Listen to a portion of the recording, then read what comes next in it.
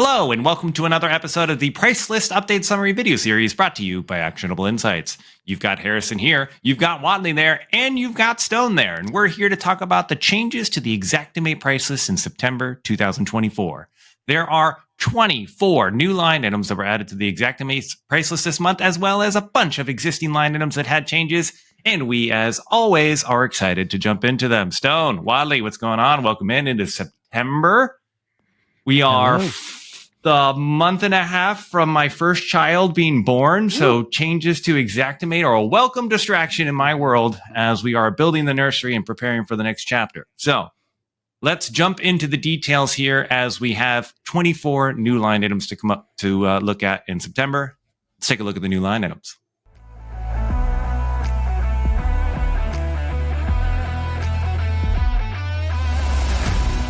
New line items.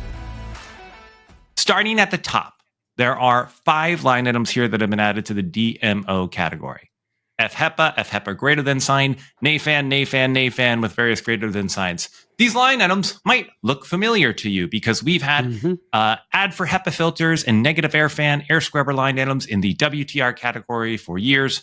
Now we see HEPA filters and negative air fans in the DMO category. Whatley, talk to me about why did these line items that existed in other categories for HEPA filters and air fans, why were they added to the DMO category this month? I'm not certain, but I can speculate it had something to do with OSHA. OSHA has been pushing towards using negative air fans in a repair environment, right? When we're doing demolition, we're doing tile work. This was an outgrowth of the silica concessions. You and I wrote a insider sheet about silica and its exposure. And I think that might have been one of the reasons that these line items were adopted, albeit I'm not sure. Whatley, I think this will connect with a lot of people. I grew up with the commercials that said, if you or a loved one suffer from mesothelioma, please call 555-555-555, right? And we have noticed that the big shift in safety has been on the repair side, with silicosis, with dust, with like OSHA is actively driving around the country. And if they see a dust cloud, they ask for the responsible person on the job site to ensure that dust and silica control is those regulations are being met. Yep. And so when I think about, hey, these activities needed to happen on the repair phase, think about concrete grinding and kicking up that kind of dust. Yep. When we saw CNC grind get added to and FCW grind get added to the price list. These activities to protect people need to happen on the repair phase. When you have these line items and they only exist in WTR category, which is typically a mitigation category, it makes it incredibly hard to use mitigation category line items in repair estimates. Well, in a program environment, especially, right? But especially estimate audit tools are going to be like, why is WTR in a repair estimate? So this is overcome by events now. It's a big deal. As a carrier, I look at these line items with open arms. Some carriers watching this might go, oh, no, $300 in my repair sheets. Here's the deal. If you are doing large loss repair, dust is a major problem, especially if you're keeping that policyholder in that property. Yeah. And I think it's a very wise investment to deploy $600 towards HEPA scrubbing that air, because it can constrain things like containment. Containment itself is not cheap. Deploying the containment, now you go at risk of damaging the ceiling, right? Now you're painting those rooms and all the impact there. And we've all been on job sites where dust was not managed well and the whole damn house is dusted out. Right. And the cost of it's like nuclear, right? Sometimes you have to get an environmental company involved. You got to do duct cleaning. It can be tens of thousands of dollars to deal with the consequence of not managing dust. And it happens in this industry a lot. So I think this is a beautiful step in the right direction, even towards constraining overarching severity of the claim for the betterment of the carrier and the contractor. If you are using air machines, negative air machines and HEPA filters in repair estimates, but we're only using mitigation-oriented line items, this is for you. Just heads up, you can now these line items now exist in the DMO category and can be used when needed in those different phases. All right, continuing this theme, I have another 16 to 17 line items here in the TCR category. Tell me if you've seen any of these selector codes before. EQ, to set up and break down equipment. Duct LF for lay flat ducting. Things like tearing out carpet, floating floor, wood floor, tearing out tackless strip, tearing out trim, tearing out baseboard, applying antimicrobial. I'm pretty sure I've talked about WTR GRMB, the plant-based antimicrobial line item for the last 9 years while I'm training. Tired of hearing that story, but yeah. Yes, I know you are. Okay, lead test fees. All of these line item descriptions and selector codes might look familiar to you because they have existed in other categories for a while. We've had WTR, EQ, and alike. Stone, talk to me about why do these line items exist in the TCR category now?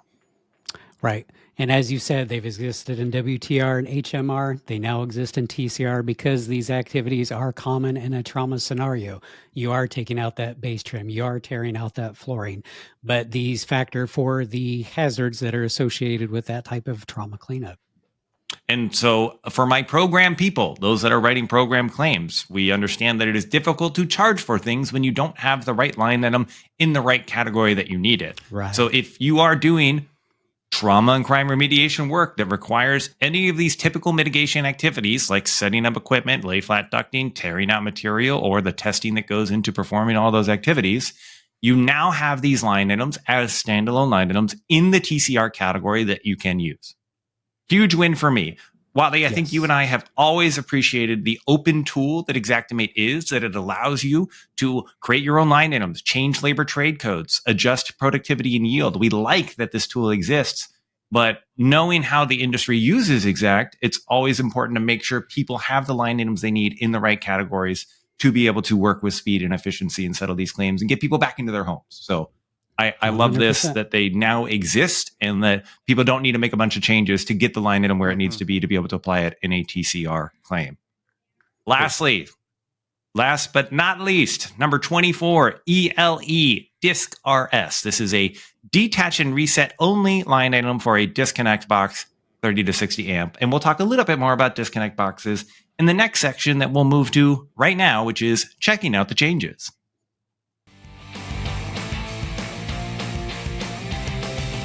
Checking out the changes.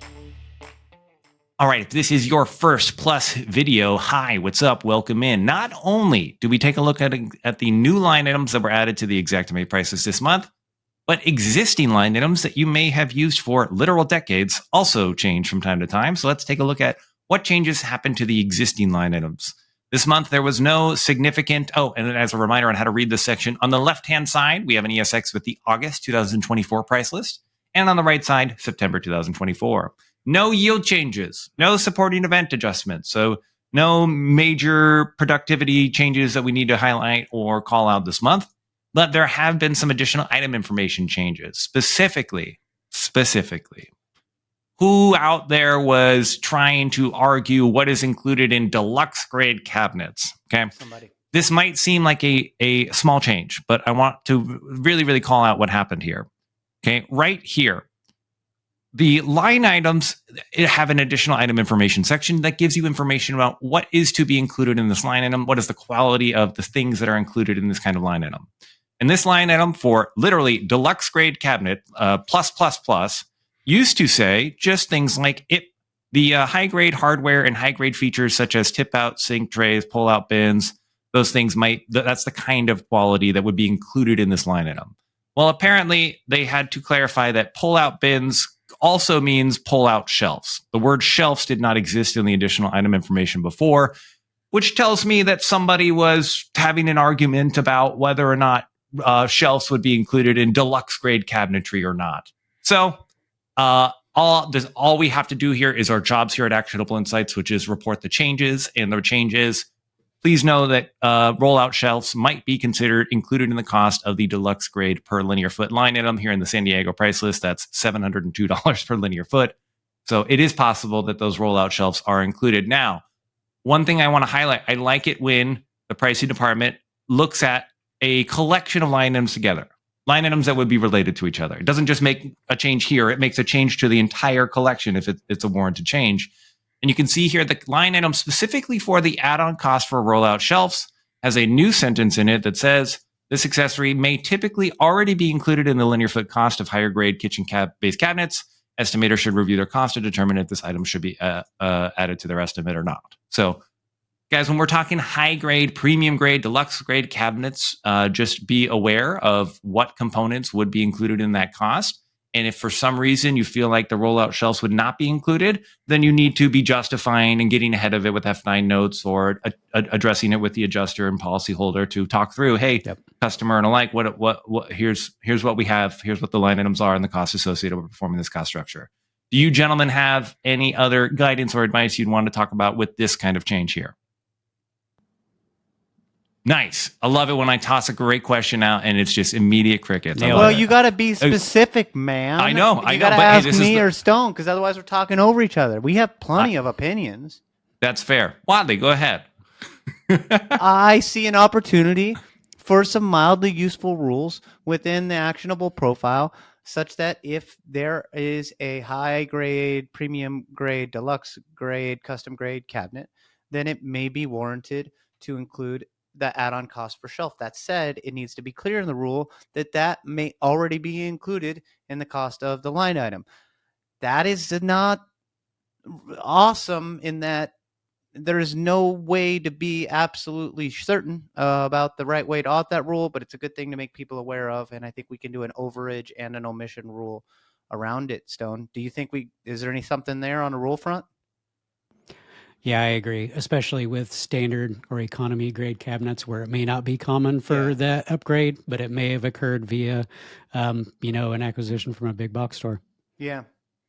Yeah, Whatley, that's a good thing to point out. This is not prescriptive in nature. It does not say it is included in the cost or it is not. It is just trying to say, hey guys, there will be conversations around this, and we're recognizing it. So make sure you talk about it. Yep, exactly. Yep. Next, a small change to the additional item information of STU-RQ. That's stucco for the additional charge for coins. And actually, these are the kinds of changes I most appreciate when they are updating additional item information. How do I actually charge for this thing? This is a linear foot line item, but when you look at coins, there's many different ways to install. What's a coin?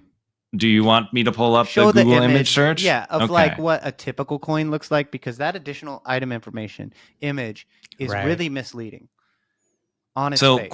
Coins, as you can see here, typically in a lot of the examples are applied to at the corner of a wall to provide some kind of decorative feature or function. Yeah, inside corners. Yeah. And so you'll see in the image here, the image is essentially not necessarily on the corner. It is the whole wall. Yeah. But I want to clarify, there was nothing in this line item previously that explained how do you charge the LF line item. As you can see, the actual, the default calculation when you enter the line item is PF.